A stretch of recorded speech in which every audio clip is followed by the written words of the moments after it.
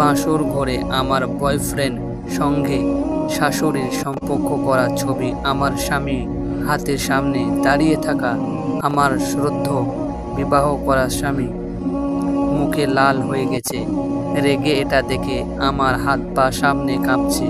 বাসর ঘরে এ কেমন উপহার পেলাম আমি। রোদ আর সহ্য না করতে পেরে সামনে থাকা টিভি আমার দিকে ফোড়ে ছুঁড়ে মারল। হাতের কাছে থাকা ছবির ফ্রেমটা তার উপর। আমি কানে হাত দিয়ে পিছিয়ে এলাম। তখন আমার গালে তীব্রভাবে আঘাত পড়ল।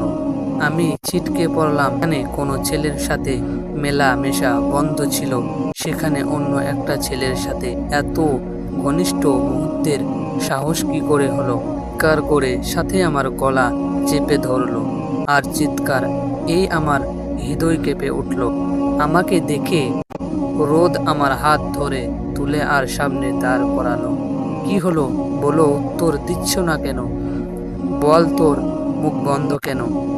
কিসের জন্য এখন তোর মুখ বন্ধ? চিৎকার করে আমার চোখ দিয়ে শুধু পানি পড়ছে, মুখে কোনো কথা নেই, দম বন্ধ হয়ে আসছে।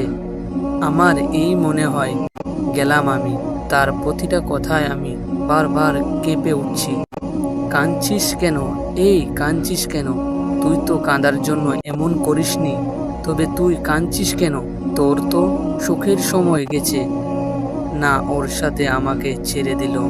আবারও চিৎকার করে কথাটা বলে পাশে থাকা কাঁচের ফুলদানিটা ভেঙে দিল। আবারও বিকট শব্দ। আমি আমার কান চেপে ধরলাম।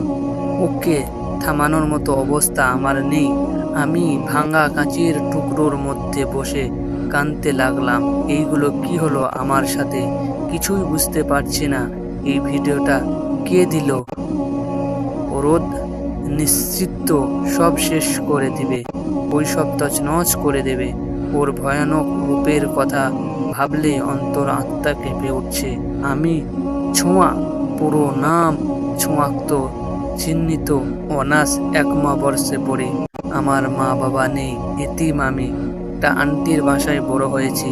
সময়ের সাথে সাথে আমার দায়িত্ব ভদ্র মহিলা আমাকে বুঝিয়ে দিয়ে সেই না ফেরার দেশে চলে গেলেন।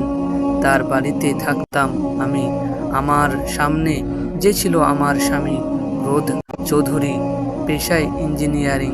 উনি আমার জীবনে এসেছে আরও 5 বছর আগে, যখন আমি ক্লাস 10-এ পড়ি। তখন থেকে আমার জীবনে আমার বাবা আর সেই বাদে কোনো ছেলের অস্তিত্ব আসে নাই বললেই চলে। গত 1 বছর সে একটা কাজে বাইরে ছিলেন। তার দেশে আসার একদিন পরই ছুট করে আমাকে একদিনের মধ্যে বিয়ে করে তার ঘরে তুলে। এই বিষয়ে আমার কোনো মত জানার প্রয়োজন নেই মনে করেনি ধরে বিয়ের পিঁড়িতে বসিয়ে দিল। আমার আর বর্ষণের সম্পর্কটা কিছুটাই অনেক কাঞ্চিত ঘটনা। উনি 1 বছরের জন্য বাইরে চলে গেলে কি করে কি হয়ে গেল, সত্যি করে আমি একবারও ভাবিনি যে উনি জানলে কি হবে। একে তো ছিল পাগলের মতো, এখন আরও হলো।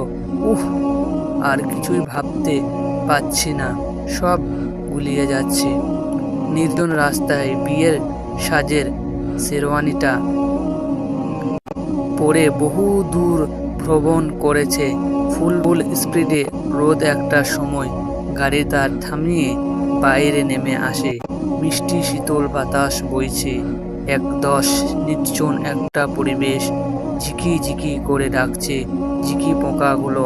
বিকট এক চিৎকার দেয়। ভেতরের আগুন বের হতে যাচ্ছে না। কেন করলে ছোঁয়া এমন? কি ক্ষতি করেছিলাম আমি? ছোঁয়া বলেছিলাম কোনো তৃতীয় ব্যক্তির আমাদের মধ্যে জায়গা হবে না। তুমি তাও আমাদের মধ্যে অন্য কাউকে নিয়ে এলে। কেন করলে ছোঁয়া? ভীষণ ভালোবাসি তো তোমায়, তুমি কেন বুঝো না? রোদ মাটিতে হাত পুড়ে কান্না করছে আর কথাগুলো বলছে। সত্যি সবকিছু ধোঁয়াশা লাগছে তার কাছে। কেমন সবকিছু অন্ধকার। ভালোবাসা থেকে এমন প্রতারণা যে নিতে পারছে না। সকালে ভাঙা কাঁচ আর এলোমেলো ঘরের মধ্যে নিজেকে এলোমেলো ভাবে আবিষ্কার করে ছোঁয়া গলাটা ভীষণ ব্যথা হয়ে আছে। ধীরে ধীরে খাট ধরে ওঠার চেষ্টা করে আয়নার সামনে এসে দাঁড়ায়। দেখতে পাই গালে তার 5টা আঙুলের দাগ স্পষ্ট। এগুলো দেখে ছোঁয়ার ভীষণ কষ্ট হচ্ছে, কিন্তু কিছু বলার কোনো অবস্থা নাই। ছোঁয়ার কথা শোনাবার মতো কেউ নেই পৃথিবীতে। ছোঁয়ার যে আপন বলতে কেউ নেই। আচ্ছা, যদি কাল রোদের জায়গায় বর্ষণ থাকতো তবে কি বর্ষণ এটা করতো? না, বর্ষণ আমাকে খুবই বেশি ভালোবাসে, কখনো এমন করতো না। ছোঁয়া আবার কথাগুলো ভেবে কান্না শুরু করে। হঠাৎ তার রুমে ঠকঠক শব্দ শোনা যায়। ছোঁয়া নিজেকে সামনে দরজা খোলে। সামনে একজন সার্ভেন্ট দাঁড়িয়ে। ম্যাম, স্যার এই গাড়ি পরে রেডি হতে বলছে।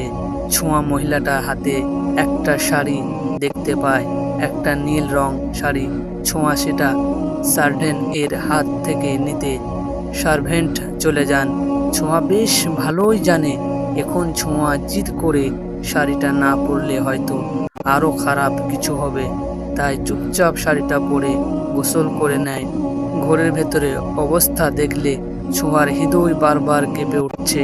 কাল রাতের ভয়ানক ঘটনার কথা ছোঁয়ার মনে পড়ছে বারবার।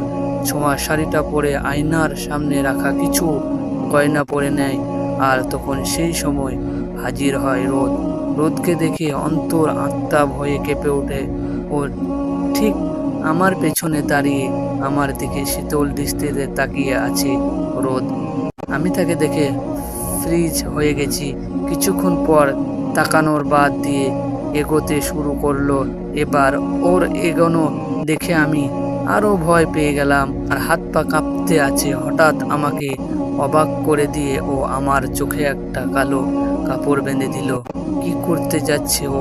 আমি তো কিছুই উঠতে পারছি না। কাল রাতে কোথায় ছিল সেটা তো জানা যাবে না, কিন্তু এখন কি করবে? আমার ভাবনার অবসান ঘটিয়ে সে আমার কোলে তুলে নিল। আর মনে হয় যাই অবস্থা। কোথায় নিচ্ছে আমাকে আর কেন? কিছুই বুঝতে পারছি না কি হচ্ছে। আমি বুঝতে পারছি যে আমাকে কোলে করে হাঁটতে আছে। আমি চুপচাপ তার স্মার্ট। আমি বুঝতে পারছি সে আমাকে কোলে করে তার শার্ট খামচে ধরে রেখেছে। কেন জানি না ভয় করছে অনেকটা সময় পর মনে হলো যে থেমেছে। আমাকে নামিয়েও দিলেন। তারপর আমার পেছনে এসে আমার কানের কাছে ফিসফিস করে বললেন, রেডি তো? সারপ্রাইজের জন্য ওনার এমন কথা শুনে সত্যি মনে হচ্ছে এবার বোধহয় আমি আর থাকছি না।